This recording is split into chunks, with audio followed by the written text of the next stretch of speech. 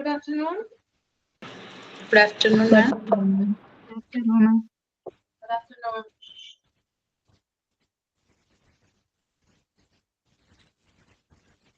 വളരെ കുറച്ച് പേരുള്ളല്ലോ. എന്ത് പറ്റി?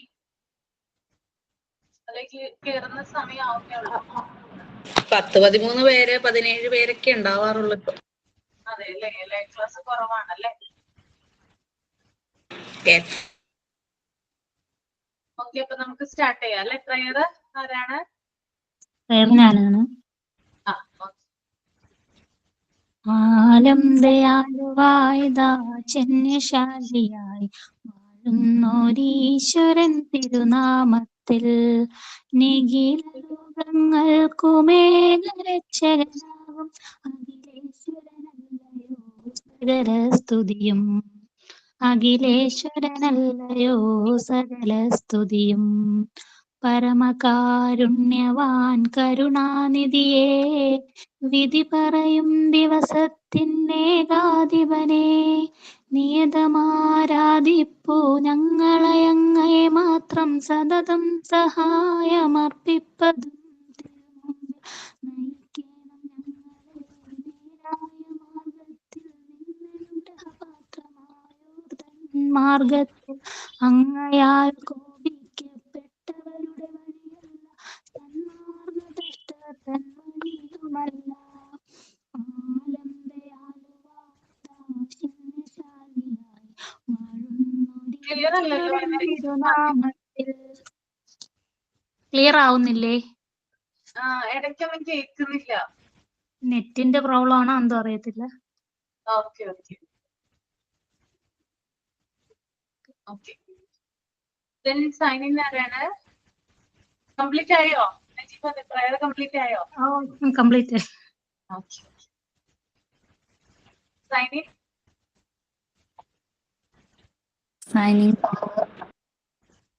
Good afternoon, ma'am and my dear friends. I want to share a story. One day, Babu said, "Mama, I am going to the ground to play with my friends." Suddenly, Mama noticed that Babu was not wearing shoes. She called out, "Babu, come and wear your shoes." "No, Mama, my friends are waiting for me. Let me go." Babu ran to the ground. When he reached the ground, he saw his friends waiting for him. They started to play. Soon, Babu ran after the ball. Suddenly, a thorn stuck on his foot. "Oh!" Babu cried aloud. One of his friends took the thorn out. "You should have worn shoes," he said. "You are right." Babu realized his mistake. Thank you. Okay, then thought of the day. ഞാൻ പറയാം miss. If you judge people, you have no time to love them. Mother Teresa. Okay, കഴിഞ്ഞ ക്ലാസ്സിൽ നമ്മൾ എവിടെയാണ് നിർത്തിയത്? എവിടെയാണ് പറഞ്ഞത്? New chapter എടുക്കാന്നാ പറഞ്ഞത്. ലാംഗ്വേജ് ഡെവലപ്മെന്റ് കഴിഞ്ഞല്ലേ? Yes ma'am. ഈ ലാംഗ്വേജ് ഡെവലപ്മെന്റ് എന്ന് പറയുന്ന ആ ഒരു ചാപ്റ്റർ പഠിച്ചപ്പോൾ നിങ്ങൾക്ക് എന്തൊക്കെ കാര്യങ്ങളാണ് മനസ്സിലായത്? പുതിയ കാര്യങ്ങൾ എന്തൊക്കെയാണ് ലേൺ ചെയ്തത്? എന്ന് പറയാമോ? Yes ma'am. ഓരോ പ്രായത്തിലുമുള്ള കുട്ടികളുടെ ആ കാര്യം, നമുക്കൊക്കെ കുട്ടികൾ ഉണ്ടെങ്കിൽ കൂടി ലാംഗ്വേജ് ഡെവലപ്മെന്റ് ഓരോ ശരിക്കും ഞാൻ തന്നെ മറന്നുപോയി ഓരോ പ്രായത്തിൽ ഏതൊക്കെ സൗണ്ട് ഒക്കെ ഉണ്ടാക്കിയെന്നൊക്കെയുള്ളത്. പക്ഷെ അതൊക്കെ ഒന്നുകൂടി ഓർക്കാൻ പറ്റി ഈ ലാംഗ്വേജ് ഡെവലപ്മെന്റ് എന്നുള്ളൊരു പാഠം പഠിച്ചപ്പോ.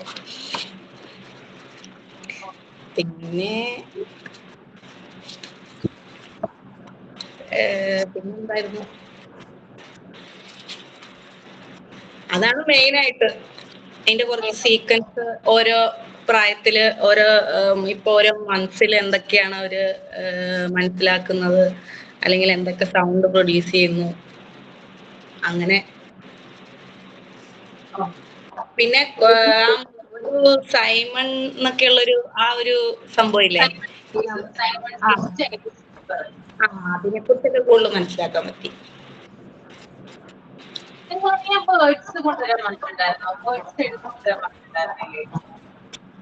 ഈ ഇതിലോ ഈ ചാപ്റ്ററിലാണോ മിസ്സേ?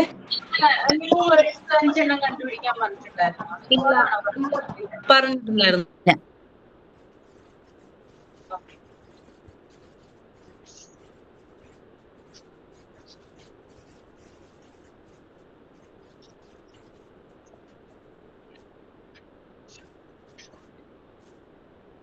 മിസ്സിന് ഡിഫൻസ് മെക്കാനിസം അല്ലേ അപ്പൊ എടുക്കുന്നത്, സൈക്കോളജി ആണോ? ഡിഫൻസ് മെക്കാനിസം ആണ് കേട്ടോ. ആ ഓക്കെ.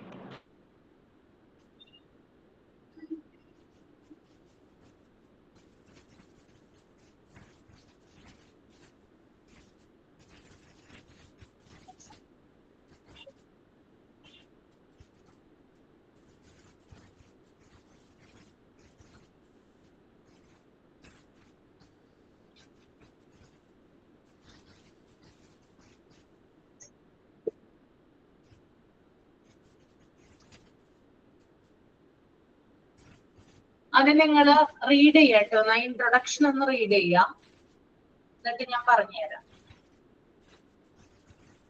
എല്ലാവരും തന്നെ നല്ല രീതിയിൽ വായിക്കുക കേട്ടോ, മനസ്സിരുത്തി വായിക്കുക, എന്താണെന്ന് മനസ്സിലാക്കി എടുക്കുക എന്നൊക്കെ പറയുന്നത്. ഓക്കെ.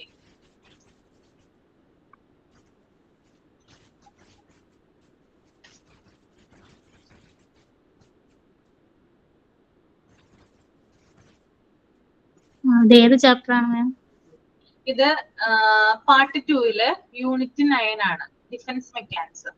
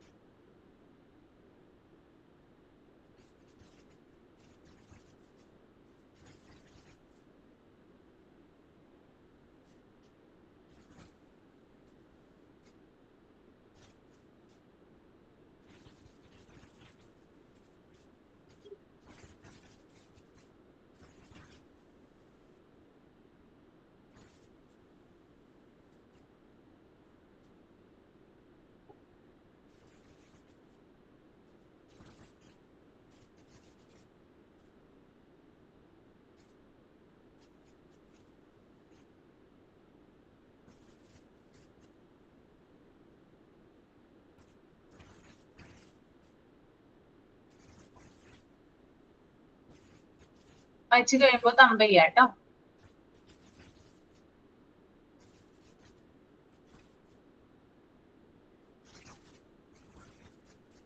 ഓക്കെ, വായിച്ചല്ലേ?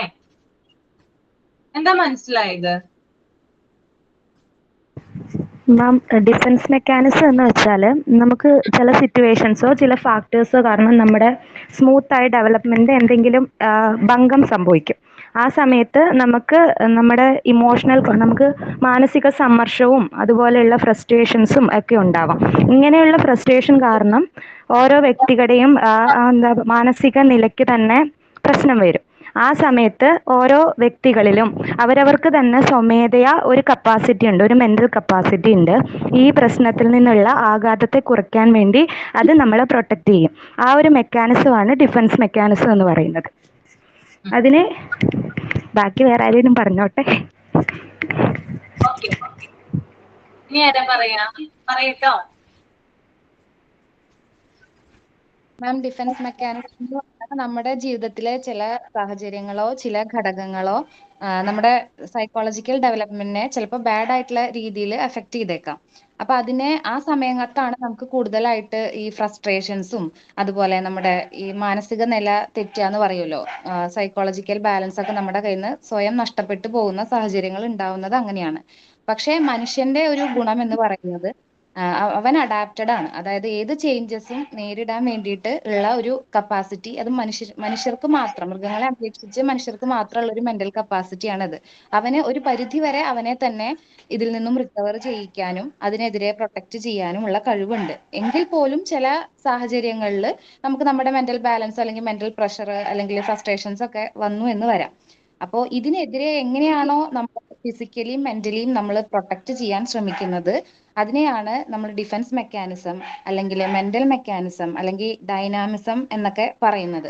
അപ്പൊ അതിന് വേണ്ടിയിട്ട് ചില എക്സാമ്പിൾസ് ഇതിൽ കൊടുത്തിട്ടുള്ളതിന് തന്നെ നമുക്ക് മനസ്സിലാവും. അതിൽ സബ്സ്റ്റിറ്റ്യൂഷൻ എന്ന് പറഞ്ഞിട്ടുണ്ട്. ഫോർ എക്സാമ്പിൾ, ഇന്നത് തന്നെ കിട്ടിയേ തീരൂ എന്ന് വാശി പിടിക്കാതെ അതിന് പകരം വേറൊന്ന് വരുമ്പോൾ അത് ജീവിതത്തിലേക്ക് അഡാപ്റ്റ് ചെയ്യാൻ വേണ്ടിയിട്ട് ശ്രമിക്കുക. അതാണ് ഈ പറയുന്ന സബ്സ്റ്റിറ്റ്യൂഷൻ. പിന്നെ അതിൽ മാം കുറെ കാര്യങ്ങൾ പറഞ്ഞതിൽ എനിക്ക് സബ്സ്റ്റിറ്റ്യൂഷൻ മാത്രമേ കറക്റ്റ് ആയിട്ട് മനസ്സിലായുള്ളൂ. സബ്ലിമേഷൻ അല്ലെങ്കിൽ റിപ്രഷൻ അതൊന്നും എനിക്ക് മനസ്സിലായില്ല മാം. മാം, ഞാൻ സബ്സ്റ്റിറ്റ്യൂഷൻ എന്ന് പറഞ്ഞാൽ ഞാൻ മനസ്സിലാക്കിയത് വേറെയാണ്. എനിക്ക് തോന്നിയത് എന്താന്ന് വെച്ചാൽ, ഇപ്പോൾ നമുക്ക് എന്തെങ്കിലും വർക്ക് പ്രഷർ ഒക്കെ വരികയാണെങ്കിൽ നമ്മൾ വേറൊരു ഒബ്ജക്റ്റിനോട് ആ ഒരു ദേഷ്യം തീർക്കും. അതാണ് ഞാൻ വിചാരിച്ചത്. പിന്നെ ഇനി ആരാ പറയുന്നേ?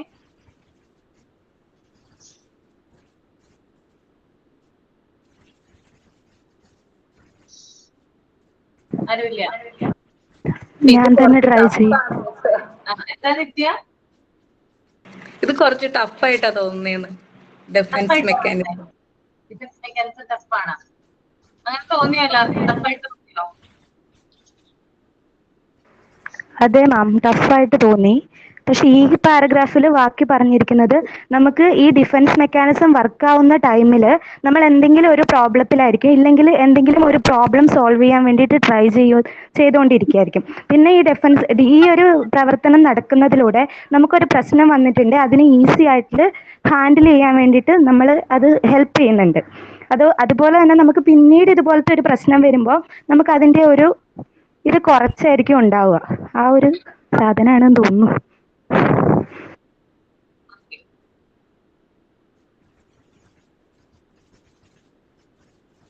അതായത് നമ്മള് പ്രതീക്ഷിക്കാത്ത ചില കാര്യങ്ങൾ നമ്മുടെ ജീവിതത്തിൽ സംഭവിക്കുമ്പോൾ നമുക്ക് എന്താണ് അനുഭവപ്പെടുക?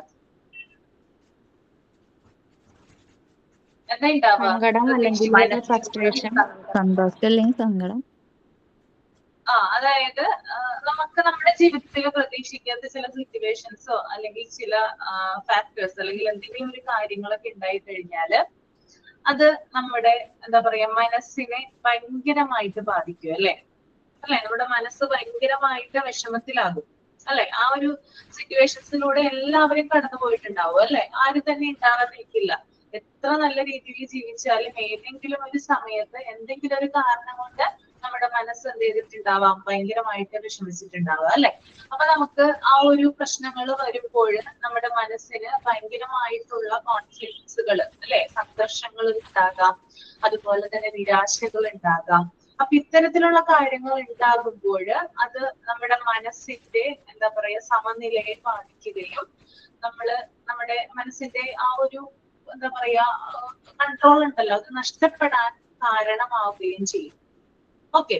അപ്പോ എന്താ പറയാ, ഈ ഒരു സന്ദർഭത്തിൽ ഇപ്പോ നമ്മുടെ ഫിസിക്കൽ ബോഡിയിൽ ഇപ്പൊ നമ്മള് പല കാര്യം, ഇപ്പോൾ ഒരു പട്ടി നമ്മള് നേരെ റോട്ടിലോട്ട് നടന്നു പോവാണ്, ഒരു പട്ടി കുറച്ചുകൊണ്ട് നമ്മുടെ നേർക്ക് വരികയാണ്, നമ്മൾ എന്താ ചെയ്യാ?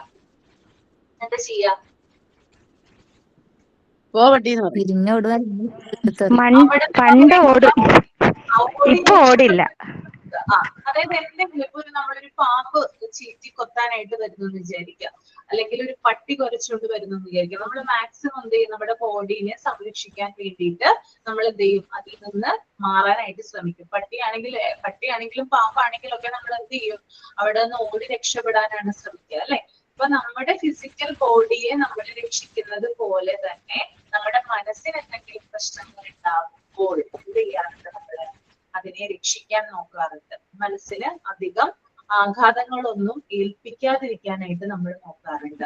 അപ്പൊ ഇത്തരത്തിൽ നമ്മൾ ചില തന്ത്രങ്ങള് പയറ്റും. ഓക്കെ, നമ്മൾ ചില തന്ത്രങ്ങൾ എന്ത് ചെയ്യും, നമ്മുടെ മനസ്സ് തന്നെ രൂപപ്പെടുത്തും അത്തരം ചില സന്ദർഭങ്ങളെ മാറ്റുന്നതിന് വേണ്ടിയിട്ട്. ഓക്കെ, അല്ലെങ്കിൽ വിഷമകരമായിട്ടുള്ള ഒരു സാഹചര്യം വരുമ്പോൾ അത്തരത്തിലുള്ള കാര്യങ്ങളെ മാറ്റുന്നതിന് വേണ്ടിയിട്ട് നമ്മുടെ മനസ്സ് എന്ത് ചെയ്യും, ചില തന്ത്രങ്ങൾ രൂപപ്പെടുത്തും.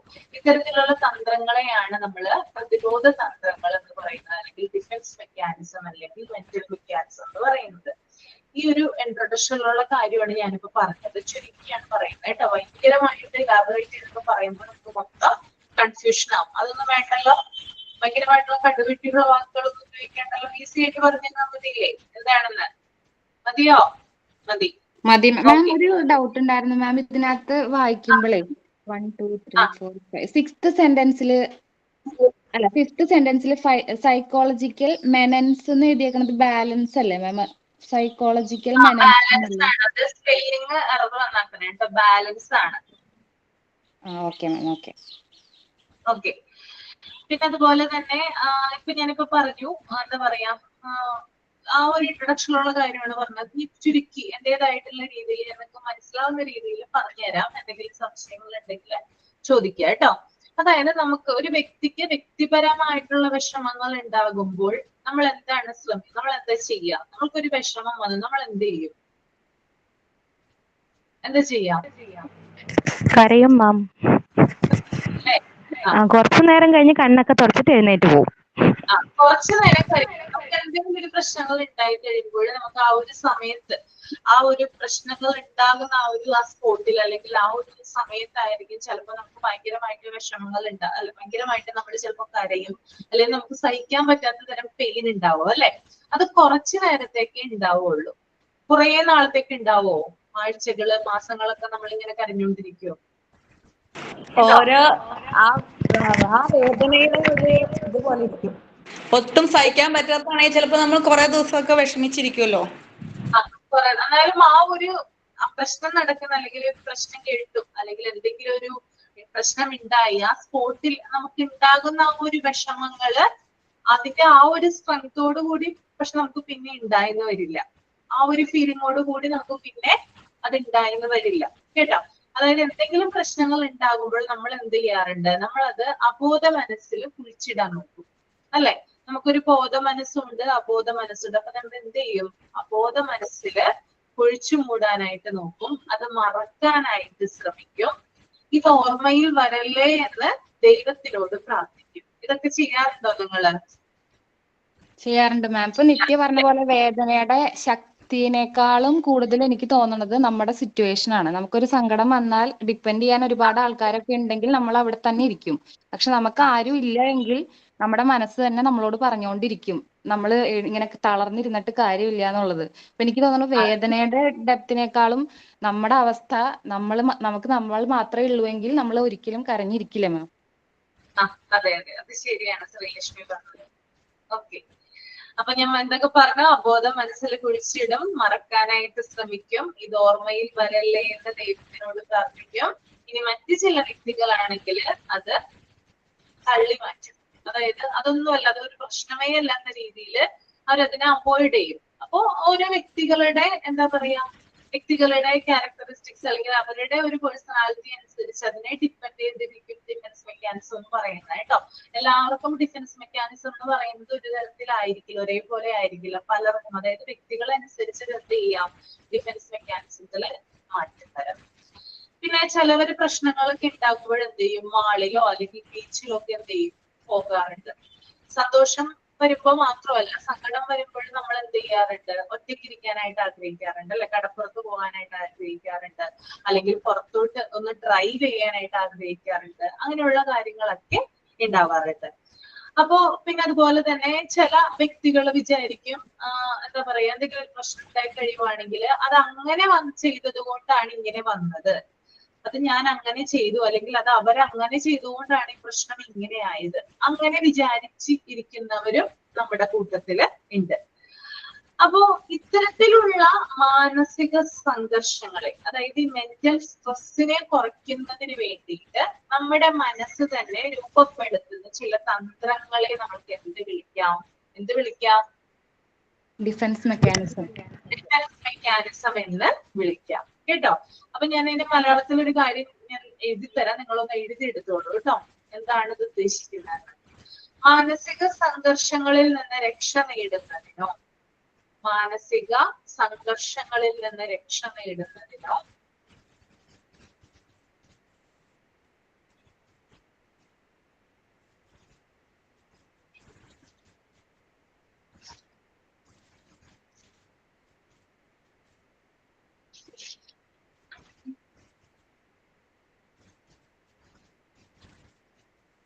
അവയെ പ്രതിരോധിക്കുന്നതിനോ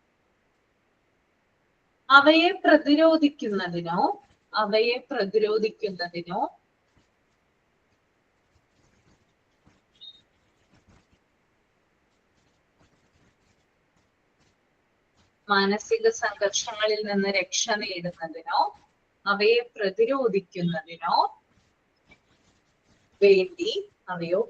പ്രതിരോധിക്കുന്നതിനോ വേണ്ടി വ്യക്തികൾ സ്വീകരിക്കുന്ന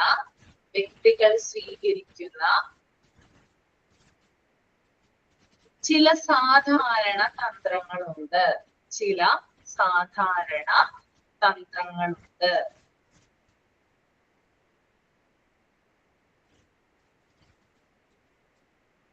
ഇവയെ പ്രതിരോധ തന്ത്രങ്ങൾ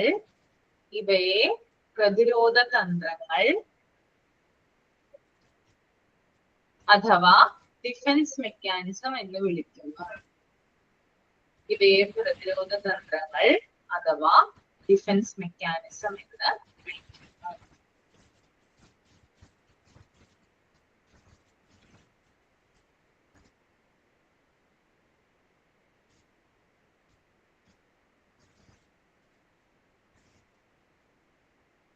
ഓക്കെ, എഴുതിയോ?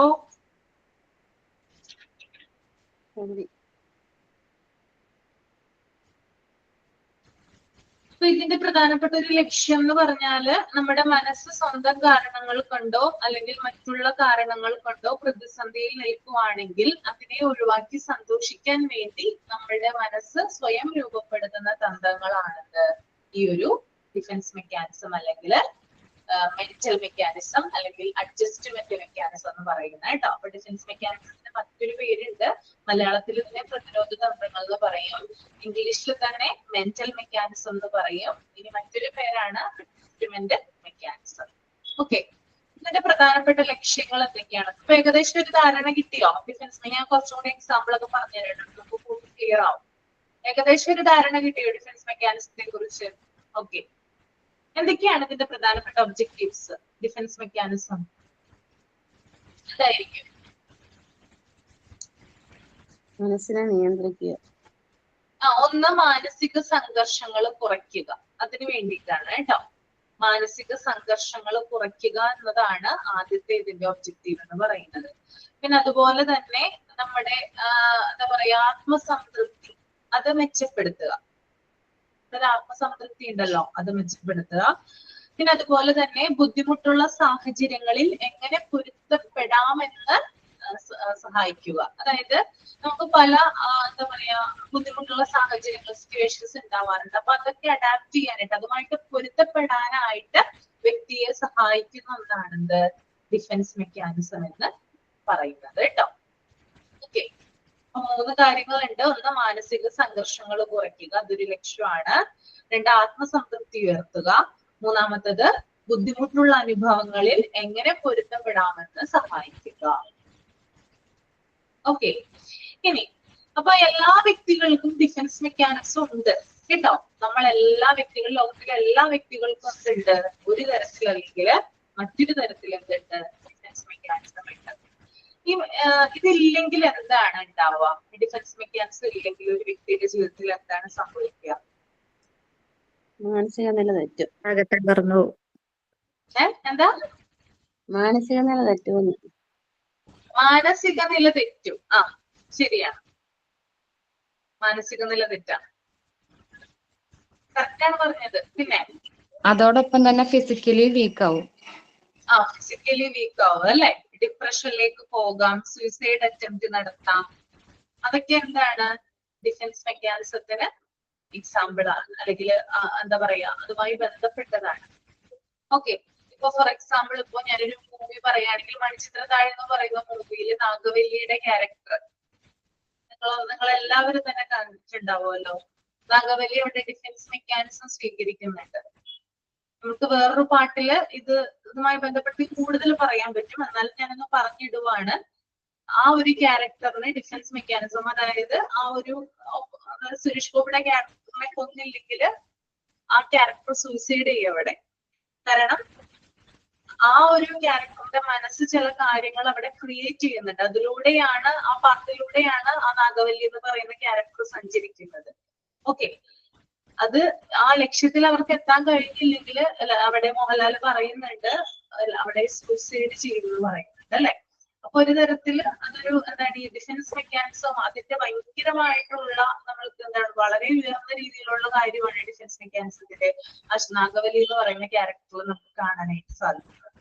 ഓക്കെ, എല്ലാവരും തന്നെ കണ്ടിട്ടില്ലേ? ഏകദേശം ഒരു ധാരണ കിട്ടിയോ? ഈ കൂടുതൽ പറഞ്ഞുതരാം കേട്ടോ. ഓക്കെ, ചെറിയ ചെറിയ എക്സാമ്പിളിലൂടെ ഞാൻ എന്താണ് ഡിഫൻസ് പല ആളുകളിലും ഇത് ഡിഫറെന്റ് ആണെന്ന് പറഞ്ഞു. ചെറിയ ചെറിയ എക്സാമ്പിൾ പറഞ്ഞുതരാം. ഇപ്പോ ഒരു വീട്ടില് ചേട്ടനുണ്ട് അനിയനുണ്ട്. നിങ്ങളുടെ വീട്ടിലൊക്കെ ഉണ്ടാവുമല്ലോ, 2 കുട്ടികൾ എന്തായാലും ഉണ്ടാകും. അപ്പൊ 2 കുട്ടികൾ തമ്മിൽ പരസ്പരം കളിച്ചുകൊണ്ടിരിക്കുകയാണ്. ഞാൻ ചേട്ടനനിയൻ എന്നൊരു എക്സാമ്പിൾ പറഞ്ഞാണ്. ചേട്ടനനിയൻ തമ്മിൽ കളിച്ചുകൊണ്ടിരിക്കുകയാണ്. കളിച്ചുകൊണ്ടിരിക്കുമ്പോൾ ചേട്ടന്റെ കൈ തെറ്റി, അതായത് കൈ ദേഹത്ത് തട്ടിയിട്ട് അനിയൻ കൊച്ചു വീഴുവാണ്. ഓക്കെ, അവിടെ വീണു, നിലത്തടിച്ചു വീണു, ഭയങ്കര ശബ്ദത്തോടു കൂടിയിട്ടാണ് വീണത്. പെട്ടെന്ന് തന്നെ കിച്ചണിൽ നിന്ന് അമ്മ വരികയാണ്. അമ്മ വന്നിട്ട് ചോദിക്കുവാണ് എന്താ പറ്റിയതെന്ന് ചോദിക്കുകയാണ്. അപ്പോ അനിയൻ കൊച്ചു പറയുവാണ് ചേട്ടൻ എന്നിട്ട് തള്ളിയിട്ടെന്ന് പറയാണ്. ഓക്കെ, അപ്പൊ അമ്മ വേഗം എന്ത് ചെയ്യും? എന്താ ചെയ്യാ? നിങ്ങളൊക്കെ എന്താ സാധാരണ ചെയ്യാ? തല്ലാനായിട്ട് പോവോ അല്ലെ? തല്ലാനായിട്ട് കൈ എടുക്കും അല്ലെ? അല്ലെങ്കിൽ വടിയോ അല്ലെങ്കിൽ കൈ കൊണ്ടായിരിക്കും തല്ലുന്നേ.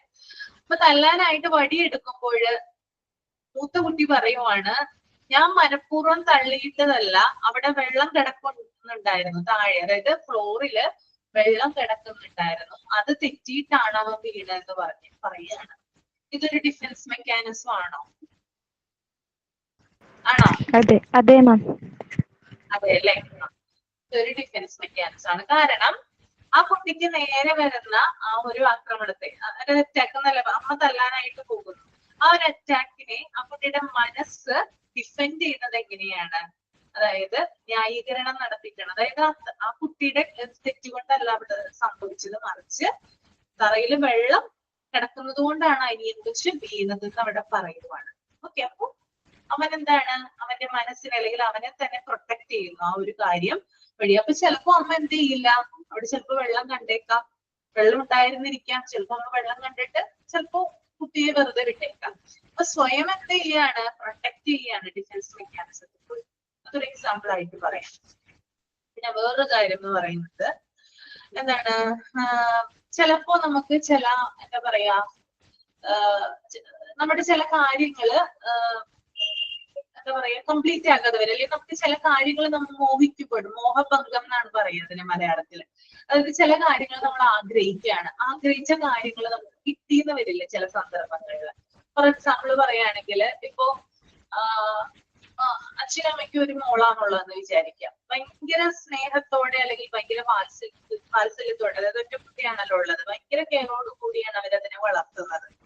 അപ്പൊ ഈ കുട്ടി പറയുന്ന എല്ലാ സാധനങ്ങളും എന്താണ് ഈ പാരന്റ്സ് ചെയ്തു കൊടുക്കും. അപ്പൊ ഒരു ദിവസം ഈ കൊച്ചു ചോദിക്കുകയാണ്, കുട്ടിയാണ് ചോദിക്കുവാണ്, അച്ഛ എനിക്കൊരു സ്വർണ്ണ പാദസരം വേണം, എനിക്കൊരു സ്വർണ്ണ കൊലുസ് വേണം എന്ന് പറയാണ്. സ്വർണ്ണ കൊലുസ് വേണം എന്ന് പറഞ്ഞപ്പോൾ അച്ഛൻ പറഞ്ഞു ഞാൻ ഇന്ന് തന്നെ കൊണ്ടുവരാന്ന് പറയാണ്. ഇത് രാത്രി തന്നെ നിനക്ക് സ്വർണ്ണ കൊലുസ് കാലുമ്പ് ഞാൻ അണിയിച്ചിരിക്കുന്നു പറയാണ്. അങ്ങനെ അച്ഛൻ ജോലിക്ക് പോയി. അപ്പൊ ഈ കുട്ടി കാത്തിരിക്കുവാണ്. നമ്മളായാലും നിങ്ങളായാലും ചെറുപ്പത്തിലൊക്കെ അങ്ങനെ തന്നെയല്ലേ, പാരന്റ്സിനോട് പല കാര്യങ്ങൾ ആവശ്യപ്പെട്ടിട്ടില്ല, അതൊക്കെ കാത്തിരുന്നിട്ടുണ്ടോ? എല്ലാവരും തന്നെ കാത്തിരുന്നിട്ടുണ്ടാവും അല്ലെ?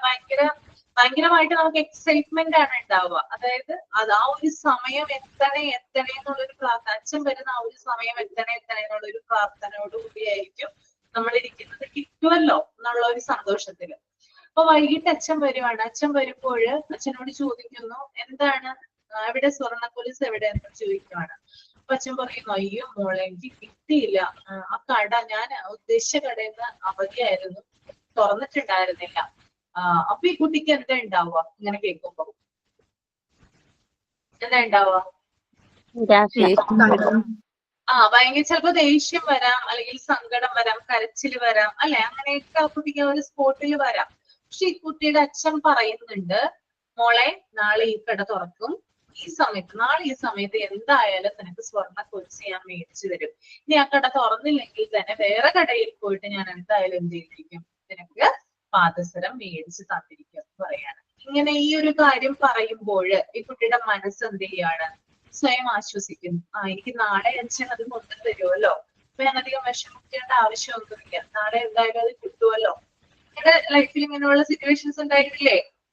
ഒരു ദിവസം ഒരു സാധനം കിട്ടിയില്ലെന്ന് വിചാരിക്കുക, പിറ്റേ ദിവസം നാളെ എനിക്കത് കിട്ടുമല്ലോ. അപ്പൊ സ്വയം എന്ത് ചെയ്യാണ്? മനസ്സിനെ ആശ്വസിപ്പിക്കാണ്. മനസ്സ് ഭയങ്കരമായിട്ട് എന്ത് ചെയ്യാണ്? ഈ കാര്യം ആഗ്രഹിച്ചിരിക്കുകയാണ്, പക്ഷെ മനസ്സിന് എന്ത് ചെയ്യുന്നു? അപ്പൊ കിട്ടിയില്ല എന്നാലും മനസ്സിന് സങ്കടമായിട്ടുണ്ടാവും, അല്ലെ? അപ്പൊ എന്ത് ചെയ്യുന്നു? മനസ്സിനെ ആശ്വസിപ്പിക്കുന്നു, നാളെ എന്തായാലും ഇത് കിട്ടും, അങ്ങനെ പറഞ്ഞിട്ട് മനസ്സിനെ ആശ്വസിപ്പിക്കുന്നു. ദാറ്റ് ഈസ് ഡിഫൻസ് മെക്കാനിസം കേട്ടോ. അതും ഒരു ഡിഫൻസ് മെക്കാനിസം ആണ്. പിന്നെ അതുപോലെ തന്നെ നമുക്ക് ഭയങ്കരമായിട്ട് റിലേറ്റ് ചെയ്യാവുന്ന ഒരു കാര്യം എന്ന് പറയുന്നത്, നമുക്ക് ഭയങ്കരമായിട്ടുള്ള പെയിൻഫുൾ ആയിട്ടുള്ള കണ്ടീഷൻസ് ഉണ്ടാവുമ്പോൾ അല്ലെങ്കിൽ സിറ്റുവേഷൻസ് ഉണ്ടാവുമ്പോൾ, അതായത് എക്സാമില് ഒരു ക്ലാസ്സില് 30 കുട്ടികൾ ഉണ്ടെന്ന് വിചാരിക്കാം. ആ 30 കുട്ടികളിൽ 29 പേരും എക്സാമിന് പാസ്സായി, അതിനകത്ത് ഒരു കുട്ടി മാത്രം എക്സാമിന് തോറ്റു. ആ കുട്ടിയുടെ കണ്ടീഷൻ എന്തായിരിക്കും? അപ്പൊ എന്തായിരിക്കും? മെന്റലി വീക്ക് ആയിരിക്കും.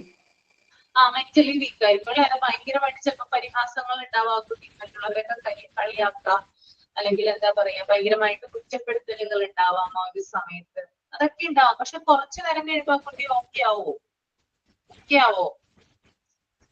നിങ്ങൾ തന്നെ പറ, എങ്ങനെ ഓക്കെ ആവും കുട്ടി? ഒന്നെങ്കിൽ സ്വയം എന്തെങ്കിലും തീരുമാനങ്ങൾ എടുക്കാം, ഇനി അടുത്ത എക്സാമിൽ പാസ്സാകാം എന്നുള്ള. അതെ, എക്സാം എനിക്ക് എഴുതാമല്ലോ, അതിലെനിക്ക് പാസ്സാകാലോ എന്ന് എന്ത് ചെയ്യാം? കുട്ടി ഒരു തീരുമാനം എടുക്കാം. അതുവഴി ആ കുട്ടിയുടെ മനസ്സിനെ ആ കുട്ടിക്ക് എന്ത് ചെയ്യാം? ആശ്വസിപ്പിക്കാൻ സാധിക്കും. ഓക്കെ, അതൊരു ഡിഫൻസ് മെക്കാനിസം ആണ്. ഓക്കെ, പിന്നെ അതുപോലെ തന്നെ ഇപ്പൊ PSC ടെസ്റ്റ് എഴുതുന്ന പല ആളുകളും നമ്മുടെ കൂട്ടത്തിലുണ്ടല്ലോ. പല ടെസ്റ്റുകൾ എഴുതുന്ന ആളുകളുണ്ട്. അപ്പൊ ഒരു ടെസ്റ്റില് എന്താ പറയാ, നന്നായിട്ട് പെർഫോം ചെയ്യാൻ പറ്റില്ല. അപ്പോ അവരുടെ മനസ്സിൽ എന്തായിരിക്കും ഉണ്ടാവുക? ഒരു ടെസ്റ്റ് എഴുതി, ഒരു പരീക്ഷ എഴുതി, അടുത്ത ടെസ്റ്റ് വരുന്നുണ്ടല്ലോ, ഇങ്ങനെ തുരുതുരാ വന്നോണ്ടിരിക്കുകയല്ലേ, അടുത്ത ടെസ്റ്റ് വരുന്നുണ്ടല്ലോ, അപ്പൊ അതിനു വേണ്ടി പ്രിപ്പയർ ചെയ്യാം, അല്ലെങ്കിൽ അതിനു വേണ്ടി പഠിക്കാം എന്നുള്ള ചിന്തയായിരിക്കും. അതും ഒരു ഡിഫൻസ് മെക്കാനിസമാണ്. ഇപ്പൊ കുട്ടികളെ സംബന്ധിച്ച് ഇപ്പൊ എക്സാമിനൊക്കെ തോന്നുന്നതാണെങ്കിൽ അവര് സ്വയം ഇങ്ങനെ എന്ത് ചെയ്യാം? ആലോചിക്കാം, എക്സാം എഴുതാലോ, അങ്ങനെയുള്ള കാര്യങ്ങളൊക്കെ ആലോചിച്ച് അവർക്ക് മനസ്സിനെ എന്ത് പറയാം? ആശ്വസിപ്പിക്കാനായിട്ട് സാധിക്കും. ഇനി ചില വ്യക്തികൾക്ക് എന്ന് പറഞ്ഞാൽ ചില പ്രശ്നങ്ങളൊക്കെ ഉണ്ടാവുമ്പോൾ അവര് സ്വയം കുഴിച്ചു മൂടും മനസ്സിൽ. അങ്ങനെ ഒരു മനസ്സിനെ ആശ്വസിപ്പിക്കുന്നവരുണ്ട്. ഇനി ചിലവരാണെങ്കിൽ ഇതൊരു പ്രശ്നമല്ലാന്നുള്ള ഒരു രീതിയിൽ നിൽക്കാറുണ്ട്. അവരെ കണ്ടിട്ടില്ല, ഭയങ്കരമായിട്ട് വിൽപ്പവറുള്ളവരായിരിക്കും, അല്ലെ? അവർക്ക് എന്തൊക്കെ പ്രശ്നങ്ങൾ വന്നാലും ഒരു കുലുക്കം ഉണ്ടാവില്ല. കണ്ടിട്ടുണ്ടോ അങ്ങനെയുള്ള വ്യക്തികളെ? കണ്ടിട്ടുണ്ട് അല്ലെ? അതൊരു പ്രശ്നമല്ല എന്ന രീതിയിൽ അവർ സിമ്പിൾ ആയിട്ട് അതിനെ ഹാൻഡിൽ ചെയ്യാറുണ്ട്. അതും ഒരു ഡിഫൻസ് മെക്കാനിസം ആണ്. പിന്നെ അതുപോലെ തന്നെ നമ്മൾക്ക് ചെറിയ കുഞ്ഞുങ്ങളിൽ എങ്ങനെയാണ് ഡിഫൻസ് മെക്കാനിസം വർക്ക് ചെയ്യുന്നത് നമുക്കൊന്ന് നോക്കാം. എക്സാമ്പിളിലൂടെ ഞാൻ പറഞ്ഞുതരാം. അപ്പൊ നിങ്ങളൊന്ന് റിലേറ്റ് ചെയ്യാൻ ശ്രമിക്കാം. അതായത് എങ്ങനെയായിരിക്കും, ഞാനത് പറയുന്നതിന് മുന്നേ നിങ്ങളോടൊന്ന് ചോദിക്കട്ടെ, എങ്ങനെയായിരിക്കും കുഞ്ഞു കുട്ടികളുടെ ഡിഫൻസ് മെക്കാനിസം വർക്ക് ചെയ്യുന്നത്? ഒരു എക്സാമ്പിൾ ഞാൻ പറഞ്ഞു തന്നിട്ടുണ്ടായിരുന്നു. കരഞ്ഞ് കാര്യം നേടുക എന്നാണ് മിസ് ഏറ്റവും വലിയ ഡിഫൻസ് മെക്കാനിസം. കരഞ്ഞിട്ട് ആ കാര്യങ്ങൾ സാധിച്ചെടുക്കുക. കരഞ്ഞ് കാര്യം നേടുക അല്ലെ? ഓക്കെ, പിന്നെ എന്താണ്? എന്തെങ്കിലും ഒരു പ്രശ്നമുള്ളപ്പോ പരാതി വന്ന് പറയുമ്പോ നമ്മൾ അതിന് ഫോൺ വഴി പറഞ്ഞു കൊടുക്കുമ്പോ അവരുടെ മനസ്സിൽ അതൊരു സന്തോഷം. ഇപ്പൊ ഒരു ക്ലാസ് റൂം നിങ്ങളൊന്ന് ഇമാജിൻ ചെയ്യാം. അതിനകത്ത് ടീച്ചർ ഉണ്ട്, ധാരാളം കുട്ടികളുണ്ട്. അപ്പൊ ടീച്ചർ എന്ത് ചെയ്തു? എനിക്ക് ഇപ്പൊ ഞാനിപ്പം ഒരു സ്റ്റുഡന്റ് ആണെന്ന് വെക്കുക, ഞാനിപ്പോ തോറ്റു. അപ്പൊ ഞാനത് അശ്വതി മാം കാരണമാണ് ഞാൻ തോറ്റതെന്ന് ഞാൻ ചിലപ്പോൾ പറയും എൻ്റെ വീട്ടില്. അപ്പോൾ അത് എനിക്ക് അവിടുന്ന് എൻ്റെ വീട്ടുകാരുടെ വഴക്കിൽ നിന്ന് എനിക്ക് രക്ഷപ്പെടാൻ ചിലപ്പോൾ പറ്റും. അതെ അതെ, അതൊരു ഡിഫൻസ് മെക്കാനിസം ആണ്. ഓക്കെ, അപ്പോ ഒരു ക്ലാസ് കേട്ടോ സങ്കല്പിക്കാൻ നിങ്ങൾ. അതിനകത്ത് ടീച്ചർ ഉണ്ട്, ധാരാളം കുഞ്ഞു കുട്ടികളാണ് ഉള്ളത്. അപ്പൊ ടീച്ചർ തലേ ദിവസം ഹോംവർക്ക് കൊടുത്തിട്ടുണ്ടാവും. നമുക്കറിയാലോ എല്ലാ ടീച്ചേഴ്സും എല്ലാവരും തന്നെ ഹോംവർക്ക് കൊടുക്കാറുണ്ടല്ലോ. അപ്പൊ ടീച്ചർ എന്ത് ചെയ്യും, പിറ്റേ ദിവസം വന്നിട്ട് ആരൊക്കെ ഹോംവർക്ക് ചെയ്തു എന്ന് ചോദിക്കാറുണ്ട് അല്ലെ? അങ്ങനെ ചോദിക്കാറുണ്ടോ? ചോദിക്കാറുണ്ട് അല്ലെ? ആരൊക്കെയാണ് ഹോംവർക്ക് ചെയ്തത്, ഹോംവർക്ക് ചെയ്യാത്തവർ എത്ര പേരുണ്ട് എന്നൊക്കെ ചോദിക്കാറുണ്ട്. അവരോട് കൈ പൊക്കാനൊക്കെ പറയും. അപ്പൊ അതിനകത്ത് ഫസ്റ്റ് ബെഞ്ചിലിരിക്കുന്ന 3 കുട്ടികൾ എന്ത് ചെയ്തില്ല, ഹോംവർക്ക് ചെയ്തില്ല. ഞാൻ അത് ആദ്യത്തെ കുട്ടിയോട് ചോദിച്ചു, നീ എന്താണ് ഹോംവർക്ക് ചെയ്യാത്തതെന്ന് ചോദിച്ചു. അപ്പൊ ആ കുട്ടി പറയുന്ന ഒരു ഉത്തരമാണ് മറന്നുപോയി. നമ്മൾ ഏറ്റവും കൂടുതൽ ഉപയോഗിക്കുന്ന ഒരു വാക്കാണത് മറന്നുപോയി എന്നുള്ളത് അല്ലെ? അതൊരു ഡിഫൻസ് മെക്കാനിസം ആണ്. രണ്ടാമത്തെ കുട്ടിയോട് ചോദിച്ചു, നീ എന്താണ് ഹോംവർക്ക് ചെയ്യാതിരുന്നത്? അപ്പൊ ആ കുട്ടി പറയുവാണ്, അമ്മ എന്റെ കൂടെ ഇന്നലെ ഇരുന്നില്ല. എല്ലാ ദിവസവും എന്റെ അമ്മ കൂടെ ഇരിക്കുമ്പോഴാണ് ഞാൻ ഹോംവർക്ക് ചെയ്യുന്നത്. അമ്മക്ക് ഇന്നലെ എന്റെ കൂടെ ഇരിക്കാൻ സമയം ഉണ്ടായില്ല, അതുകൊണ്ട് ഞാൻ ഹോംവർക്ക് ചെയ്തില്ല. രണ്ടാമത്തെ കുട്ടിയുടെ ഡിഫൻസ് മെക്കാനിസം ആണ്. ദെൻ മൂന്നാമത്തെ കുട്ടിയോട് ചോദിക്കുകയാണ്, നീ എന്താണ് ഹോംവർക്ക് ചെയ്യാതിരുന്നത്? ആ കുട്ടി പറയാണ്, മിസ്സേ ഞാൻ ബുക്ക് തുറന്നതാണ്, പക്ഷെ പെൻസിൽ എടുത്തു, പെൻസിൽ മോനെ ഒഴുകി പോയി. ഇറേസ് കട്ടർ ഉണ്ടായിരുന്നില്ല, പെൻസില് ഷാർപ്പണർ ഉണ്ടായിരുന്നില്ല അത് ഇതാക്കാനായിട്ട്. അപ്പൊ എന്ത് ചെയ്യാൻ പറ്റും? ഞാനൊരു ചേട്ടനോട് ചോദിച്ചു, അവന്റെ അടുത്ത് പെൻസിലില്ല. അയൽപക്കത്ത് ചോദിച്ചു, അവിടെ പെൻസിലില്ല. കടയൊക്കെ പൂട്ടിപ്പോയിരുന്നു, എല്ലാം ക്ലോസ് ചെയ്തു. അപ്പൊ എനിക്ക് പെൻസിൽ ഇല്ലാതെ എങ്ങനെ ഹോംവർക്ക് ചെയ്യാൻ പറ്റും? That is defence mechanism. അപ്പൊ ഇത്തരത്തില്, അതായത് കുട്ടികളിൽ ഇങ്ങനെയാണ് ഇത് വർക്ക് ആവുന്നത്. എന്തെങ്കിലും കാര്യങ്ങളൊക്കെ ചോദിക്കുമ്പോൾ ഇങ്ങനെ പല കാരണങ്ങളും പറയുന്ന കുട്ടികൾ നമ്മുടെ ഇടയിലുണ്ട്. അപ്പൊ അത് അവരുടെ മനസ്സ്, അതായത് അവര് ഹോംവർക്ക് എന്തെങ്കിലും ശരിക്കും പറഞ്ഞാൽ ഹോംവർക്ക് ശരിക്കും ചെയ്യാം, പക്ഷെ അവര് പല കാരണങ്ങളും എന്ത് ചെയ്യുന്നു, ചെയ്യാതെ പോകുന്നു. അല്ലെങ്കിൽ അവർക്ക് ആ ഒരു ചെയ്യാനുള്ള മടി കൊണ്ട് ഇത്തരത്തിലുള്ള ചില ന്യായീകരണങ്ങൾ എന്ത് ചെയ്യുന്നു, അവർ പറയും. 3 കുട്ടികളും ഉപയോഗിച്ചിരിക്കുന്ന ഡിഫൻസ് മെക്കാനിസം എന്ന് പറഞ്ഞാല് വ്യത്യസ്തമാണ്. ആദ്യത്തെ കുട്ടി മറന്നുപോയി എന്നാണ് പറയുന്നത്. രണ്ടാമത്തെ കുട്ടി അമ്മ കൂടെ ഇരുന്നില്ലെന്നാണ് പറയുന്നത്. മൂന്നാമത്തെ കുട്ടി പെൻസിൽ ഒടിഞ്ഞു പോയി എന്നാണ് പറയുന്നത്. ഓക്കെ, അപ്പൊ ഇത് കുഞ്ഞുങ്ങളിൽ വർക്കാകുന്ന ഡിഫൻസ് മെക്കാനിസം ആണ് കേട്ടോ. ഓക്കെ, അതുപോലെ തന്നെ വേറെ നമ്മൾ വലിയ ആളുകളാണെങ്കിൽ, ഇപ്പോ ജോലിക്കൊക്കെ പോകുന്ന ആളുകളാണെങ്കിൽ, ഓഫീസിൽ പോകുന്ന ആളുകളാണെങ്കിൽ ചിലപ്പോൾ ലേറ്റ് ആയിട്ടായിരിക്കും എത്തുക. അപ്പൊ നമ്മൾ പറയുന്ന ഒരു ഡിഫൻസ് മെക്കാനിസം ഉണ്ട് അവിടെ. എന്തായിരിക്കും? സീനിയർ ഓഫീസർ ചോദിക്കുകയാണ്, നീ എന്താണ് ബസ് ലേറ്റ് ആയി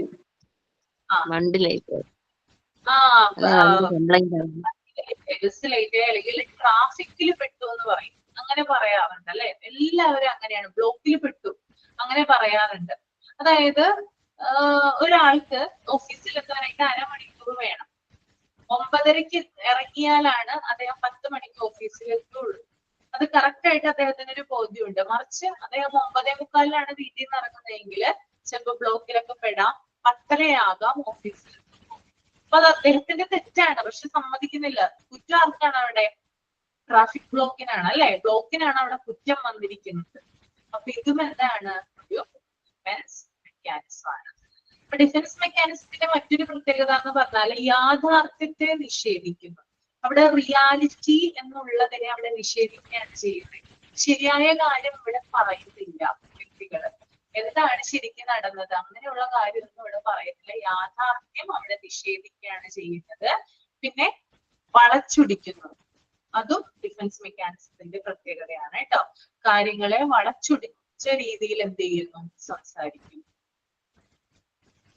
ഓക്കെ, പിന്നെ മുതിർന്ന കുട്ടിയോട് ചോദിക്കുവാണ്, അതായത് ടീച്ചർ ചോദിക്കുകയാണെന്ന് വിചാരിക്കുക, നീ എന്താണ് പഠിച്ചുകൊണ്ട് വരാനെന്ന് ചോദിക്കുക. എല്ലാവരോടും ക്വസ്റ്റ്യൻ ചോദിച്ചു, എല്ലാവരും പറഞ്ഞു.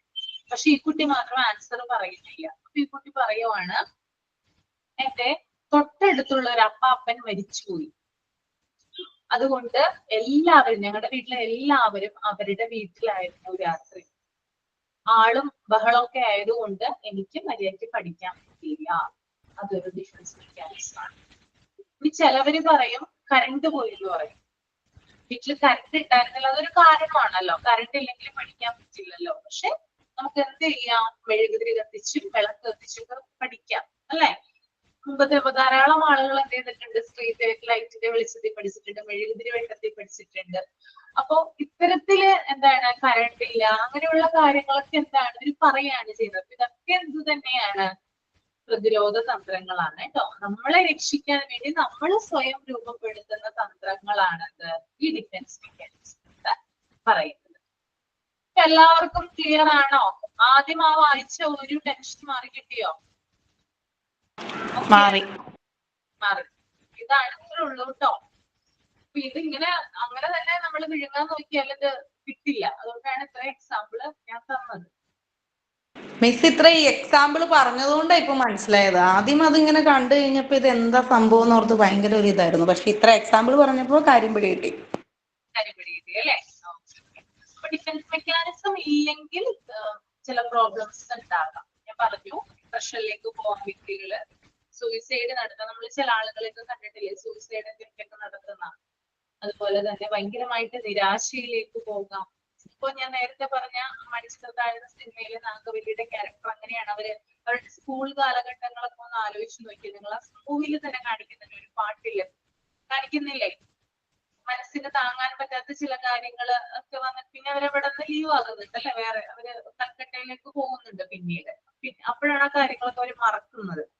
അപ്പൊ അതൊക്കെ നമുക്ക് ഈ ഒരു സൈക്കോളജിയുമായി ബന്ധപ്പെട്ടതാണ് കേട്ടോ ഡിഫൻസ് മെക്കാനിസം എന്ന് പറയുന്നത്.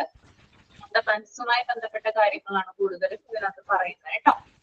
ഓക്കെ, അപ്പൊ ഞാൻ ഈ നിങ്ങളോട് ചോദിക്കട്ടെ, നിങ്ങൾ എന്തൊക്കെ ഡിഫൻസ് മെക്കാനിസങ്ങളാണ് പുറത്തെടുക്കുന്നത്? മാം, ഞാനൊരു കാര്യം ചെയ്യാറുണ്ട്. എൻ്റെ വീട്ടിൽ എൻ്റെ അമ്മ ഇടയ്ക്കിടയ്ക്ക് ചെയ്യുന്നതാണ്. ഇത് ആരും ചിരിക്കരുത് കേട്ടോ.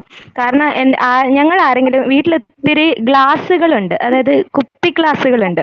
അപ്പൊ അത് ആരെങ്കിലും പൊട്ടിച്ചിട്ടുണ്ട് അമ്മ നമ്മളെ വഴക്ക് പറയോ, പൊട്ടിച്ചോ എന്ന് ചോദിക്കും.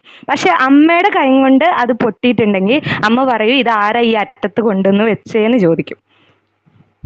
അത് അപ്പം എപ്പോഴും അമ്മ അത് തേച്ച് മായ്ച്ച് അങ്ങ് കളയും. ഓക്കെ, അതൊരു ഡിഫൻസ് മെക്കാനിസം. പിന്നെ അതുപോലുള്ള ഒത്തിരി കാര്യങ്ങളുണ്ട്. എന്തെങ്കിലും കറി വെച്ചിട്ടുണ്ടെങ്കിലൊക്കെ അതിന് ടേസ്റ്റ് കുറവാണെങ്കിലൊക്കെ ആ സാധനം കൊള്ളില്ലായിരുന്നു എന്നാണ് ഞാൻ പറയാറ്. ആ വാങ്ങിച്ച സാധനം കൊള്ളില്ലായിരുന്നു, ഇല്ലെങ്കിൽ അതിന് എന്തെങ്കിലും ഞാൻ പറയും. എന്റെ കുറ്റമല്ല അത്. ചില വീട്ടുമാരത് ഇപ്പൊ എന്താണ് വീട്ടിലാണോ നടന്നത്, എവിടെയാണോ നടന്നതെന്ന് പറഞ്ഞോളൂ, ഓർമ്മ കിട്ടത്തില്ല. അതായത് ഹസ്ബൻഡ് ചോദിക്കുവാണ്, അതായത് ഹസ്ബൻഡ് ഉച്ചയ്ക്ക് ചോറ് ഞാൻ വന്നിരിക്കുവാണ്. അപ്പൊ ചോറ് കൊണ്ടുവച്ചു. അപ്പോ ചോറ് കൊണ്ടുവച്ചപ്പോ ഹസ്ബൻഡ് ചോദിക്കുന്നത് എന്താണ്, ചോറോ അതോ പായസമോ എന്ന് ചോദിക്കുവാണ്. അപ്പോ ഭാര്യ പറയുവാണ്, അതായത് ഞാൻ ചോറ് അടപ്പത്തിട്ടപ്പോൾ ഇൻഷുറൻസിന്റെ ഏജന്റ് വന്നിട്ടുണ്ടായിരുന്നു, അദ്ദേഹവുമായി ഞാൻ സംസാരിച്ചു. തിരികെ വന്ന് നോക്കിയപ്പോൾ ചോറ് ഭയങ്കരമായിട്ട് വെന്തുപോയി.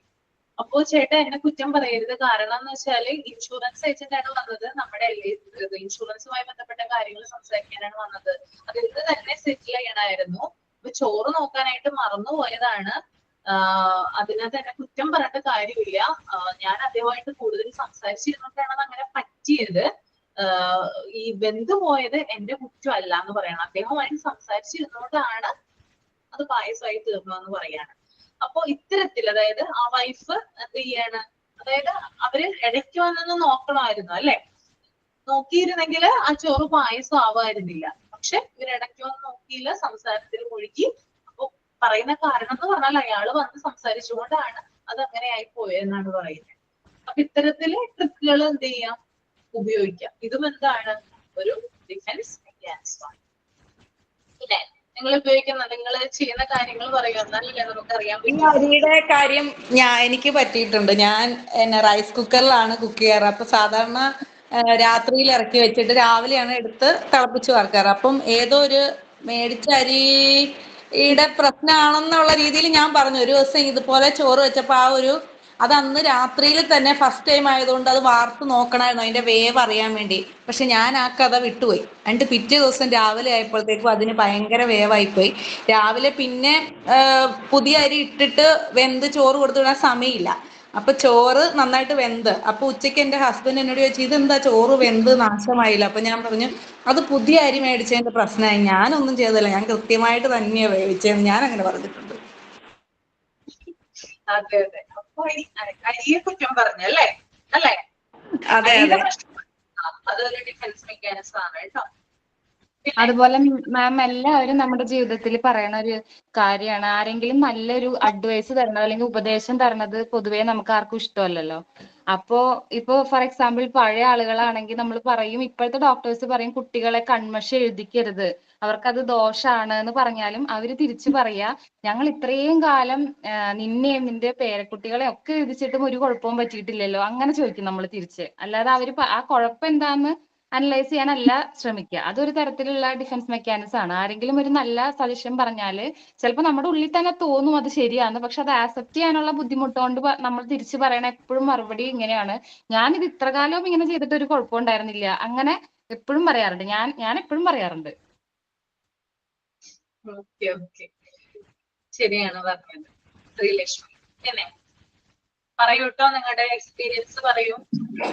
എന്നോടാണെങ്കിൽ ഞാനാണെങ്കിൽ എന്നോട് എന്തേലും പറയും ഇത് ചെയ്യണം, ആരാണെങ്കിലും ഹസ്ബൻഡ് ആണെങ്കിലും അമ്മയാണെങ്കിലും, പക്ഷെ മടിയോണ്ടൊന്നും ചെയ്യൂല. അപ്പൊ ഞാൻ എന്ത് ചെയ്യും, ഇങ്ങോട്ട് പറയുന്നതിന്റെ മുന്നേ തന്നെ ഞാൻ അങ്ങോട്ട് പറയും ഞാൻ ഇത് ചെയ്തിട്ടില്ല, ഇനിയൊന്നും പറയാൻ നിൽക്കണ്ട എന്ന് പറഞ്ഞ് ഞാൻ അങ്ങനെ ഇത് നേടും.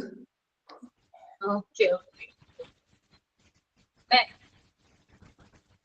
ഇവിടെ എന്റെ വീട്ടില് എനിക്ക് മൂത്ത മോള് 10th-ലും രണ്ടാമത്തോള് 7ലും പഠിക്കുന്നത്. അപ്പം പഠിക്കുന്ന കാര്യം പറയുമ്പോ ഇപ്പൊ 10th-ലാ പഠിക്കുന്നത്. അപ്പൊ ഇപ്പൊ എനിക്ക് ടെൻഷൻ തുടങ്ങിയിട്ടുണ്ട്. അപ്പൊ ഞാൻ പറയും ഇന്ന പോലെ ഞാൻ പഠിച്ച സമയത്ത് എനിക്ക് ഡിസ്റ്റിങ്ഷൻ ഉണ്ടായിരുന്നു, അപ്പൊ നീ ഇപ്രാവശ്യം എല്ലാം ഫുൾ A+ മേടിക്കണം എന്നിങ്ങനെ പറയുമ്പോഴത്തേനും പറയും അന്നത്തെ ഡിസ്റ്റിങ്ഷനും ഇന്നത്തെ മാർക്കും തമ്മിൽ വളരെ വ്യത്യാസമുണ്ടല്ലോ. അപ്പൊ ഫുൾ A+ എന്ന് പറയുമ്പോഴത്തേനും അതിന്റെ ഒന്നും ആവശ്യമില്ല, ഉമ്മി അത്ര വല്ലേ മേടിച്ചോളൂ, അത് കണ്ട് എനിക്ക് ഇനി അത്രയും വാങ്ങിച്ചാൽ മതി എന്നുള്ള രീതിയിൽ അവൾ അത് തള്ളി പറയാറുണ്ട്. അതും അപ്പൊ അത് തമ്മിൽ കമ്പയറിങ് എന്ന് പറയുന്നത്, അപ്പം ഞാൻ അത്ര അല്ലേ മേടിച്ചോളൂ, അപ്പൊ എനിക്കും ഇനി അത്രയും തന്നെ വാങ്ങിച്ചാൽ മതി, ഫുൾ A+, ഉമ്മയുടെ മോളല്ലേ ഞാൻ എന്നുള്ള ഒരു രീതിയിൽ അവളെന്നെ കളിയാക്കി പറയും. Okay okay. പിന്നെ എന്താ ഇനി ഉണ്ടോ? മാം, ഈ ആദ്യത്തെ പോയിന്റ് ഇല്ലേ, കോമ്പൻസേഷൻ, അതിൽ പറഞ്ഞിട്ടുള്ള അത് ഒത്തിരി ഞാൻ യൂസ് ചെയ്യാറുണ്ട്. എനിക്ക് ആ കഴിവില്ലെങ്കിലും എനിക്ക് ഇതുണ്ട്, ഞാൻ അത് ചെയ്തില്ലെങ്കിലും ഇത് ചെയ്തിട്ടുണ്ട് എന്ന് പറഞ്ഞിട്ട് ഞാൻ എപ്പോഴും ഒരു കാര്യത്തിന് തേച്ച് മായ്ച്ചിട്ട് പുതിയൊരു കാര്യം ഞാൻ ചെയ്തിട്ടുണ്ട് എന്നുള്ള ക്രെഡിറ്റ്സ് നമ്മളെല്ലാവരും അത് യൂസ് ചെയ്യുന്നതാണ്. ഇപ്പോൾ ഒരു കുട്ടിക്ക് ചിലപ്പോൾ പാട്ട് പാടാൻ കഴിവുണ്ടായിരിക്കും, പഠിക്കാൻ കഴിവുണ്ടാവില്ലല്ലോ. അപ്പോൾ അവർ എനിക്ക് പഠിക്കാൻ കഴിവില്ലെങ്കിലും ഞാൻ നല്ല പാട്ടുകാരിയാണ് എന്നുള്ള ആ ഒരു രീതിയിൽ നല്ല രീതിയിൽ പോകും. അതൊക്കെ എല്ലാവരുടെയും ലൈഫിൽ നടക്കുന്നതാണ്. അതെ ശരിയാണ്. അപ്പോ നമ്മളിപ്പോ ഡിഫൻസ് മെക്കാനിസത്തെ കുറിച്ച് ഇൻട്രൊഡക്ഷൻ അല്ലെങ്കിൽ അതിന്റെ എക്സ്പ്ലനേഷൻ മാത്രമാണ് പറഞ്ഞത്. അപ്പൊ ഞാൻ നേരത്തെ പറഞ്ഞിട്ടുണ്ടായിരുന്നു വ്യക്തികൾക്കനുസരിച്ച് ഡിഫൻസ് മെക്കാനിസത്തിൽ മാറ്റം വരാം.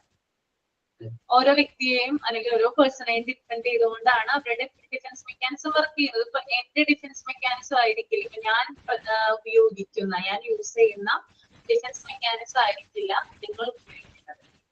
ഓക്കെ, ഇപ്പൊ എനിക്ക് ഫോർ എക്സാമ്പിൾ പറയാൻ, എനിക്കും ശ്രീലക്ഷ്മിക്കും ഒരേ സിറ്റുവേഷൻ വന്നെന്ന് വിചാരിക്കാം. ഞാനും ശ്രീലക്ഷ്മിയും എക്സാമ്പിൾ തോറ്റെന്ന് വിചാരിക്കാം. ഓക്കെ, വിചാരിക്കാം. ശ്രീലക്ഷ്മി സോറി ട്ടോ പറയുന്നതിൽ കുഴപ്പമില്ലല്ലോ. മാം സോറി ഒന്നും പറയണ്ട മാം, PSC എഴുതി എന്റെ ഡിപ്രഷനിൽ ഇരിക്കുന്ന ആളായിരുന്നു മാം, അതുകൊണ്ട് ഞാൻ അത് ആക്സെപ്റ്റ് ചെയ്യുന്നു. മാം പറഞ്ഞ PSC-യുടെ എക്സാമ്പിൾ പറഞ്ഞപ്പോഴേ ഞാൻ ഇവിടെ ചിരിക്കായിരുന്നു. അതെ അല്ലേ? Okay okay. അപ്പൊ ഞാനും ശ്രീലക്ഷ്മിയും ഞാൻ എഴുതാറുണ്ട്, ധാരാളം എക്സാം ഞാൻ എഴുതാറുണ്ട്. എല്ലാത്തിലും പ്രിലിംസിൽ ഉണ്ടാവും, മെയിനിൽ ഇത്തിരി മാർക്കിനാണ്. ഇപ്പോ കഴിഞ്ഞൊരു മുമ്പത്തെ SI-യുടെ ഇതില് എക്സാമിന് 41.27 അത്രയാണെന്ന് കട്ട് ഓഫ്, എനിക്ക് 40 പോയിന്റ് ആണ് ഉണ്ടായിരുന്നത്. അത്രയും ഇതിന്റെ മെയിൻ പോയി, ലിസ്റ്റിൽ നിന്ന് ഞാൻ പുറത്തായി. അപ്പൊ ആ ഒരു ഇതിലുള്ള, അപ്പൊ എനിക്കും എന്താണ് കൂടുതലായിട്ട് ഇത് റിലേറ്റ് ചെയ്യാനായിട്ട് പറ്റും. അപ്പൊ ഞാനും ശ്രീലക്ഷ്മിയും ഒരേ എക്സാം എഴുതുമെന്ന് വിചാരിക്കുക. ഞങ്ങൾ രണ്ടുപേരും അതിനകത്ത് തോറ്റുപോയെന്ന് വിചാരിക്കുക.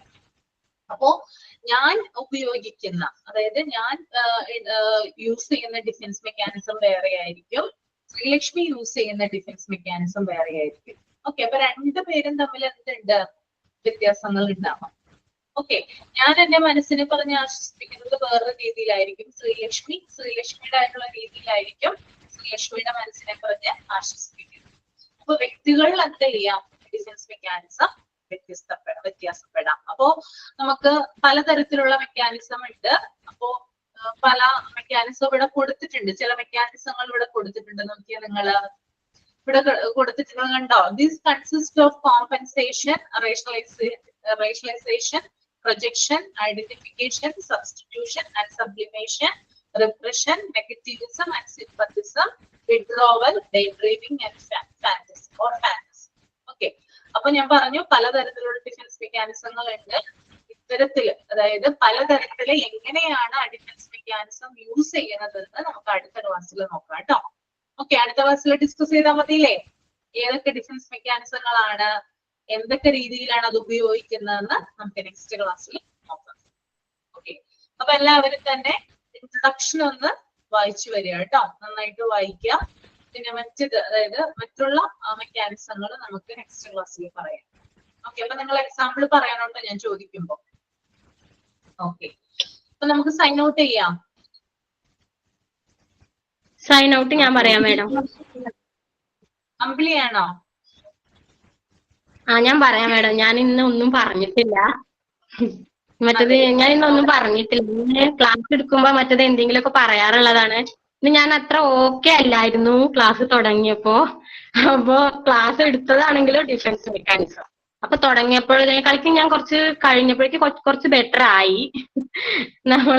നമ്മള് ലൈഫിൽ റിലേറ്റഡ് ആയ ഒരുപാട് കാര്യങ്ങളാണ് മാഡം പറഞ്ഞത്. മാഡം പിന്നെ നമ്മുടെ ഫ്രണ്ട്സ് എല്ലാവരും പറഞ്ഞ കാര്യങ്ങളൊക്കെ എനിക്ക് റിലേറ്റഡ് ആയിട്ട് തോന്നി. അപ്പോ ഒന്നും സംസാരിക്കാൻ അറിയാഞ്ഞിട്ടല്ല, പക്ഷെ എനിക്കും പറയാൻ തോന്നാത്ത ഒരു അവസ്ഥയിലായിരുന്നു ഞാൻ ഇന്ന്.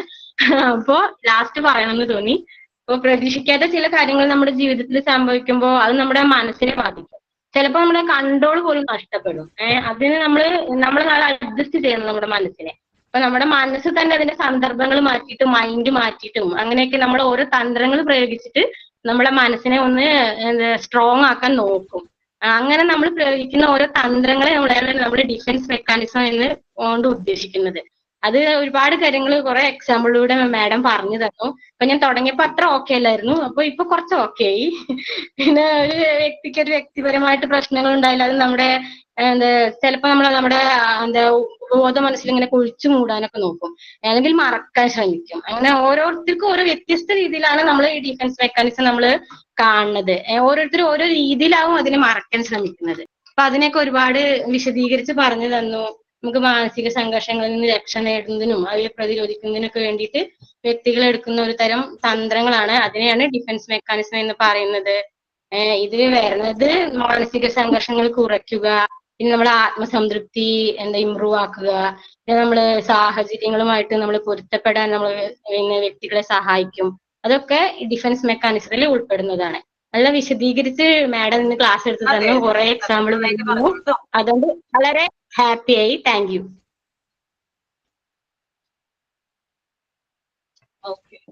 ഇപ്പൊ മാഡം ഇപ്പൊ സൈൻ ഔട്ട് പറഞ്ഞത് ഒരു ഡിഫൻസ് മെക്കാനിസം അല്ലേ മാം? ആ കുട്ടി ആദ്യം ആകെപ്പാടെ ഒരു സങ്കടത്തിലായിരുന്നു. ഇപ്പൊ അതിൽ നിന്ന് ഈ ക്ലാസ് കേട്ടപ്പോ പുള്ളിക്കാരിക്ക് ഇൻസ്പയർ ആയി. അതൊരു ഡിഫൻസ് മെക്കാനിസം ആണല്ലേ സത്യത്തിൽ. ഓക്കെ, അപ്പൊ നമുക്ക് ഇനി അടുത്ത ക്ലാസ്സിൽ കാണാം കേട്ടോ. നെക്സ്റ്റ് ട്യൂസ്ഡേ കാണാം. Okay, thank you. Thank you ma'am.